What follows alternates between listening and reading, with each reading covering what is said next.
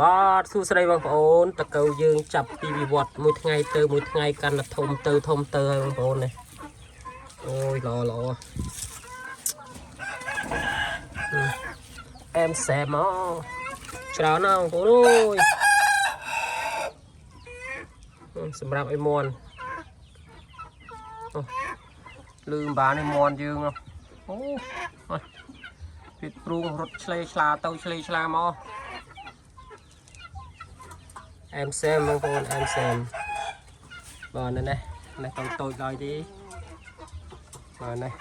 តូចដែរទឹកកៅវីតាមីនសម្រាប់មាន់នេះអូយញ៉ៃញុកចុកណែន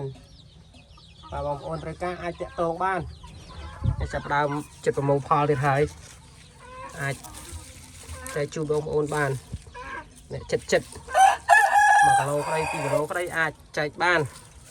បាទអាចតាក់ទងសួរនាំបានអរគុណនេះច្រើនមែនទែន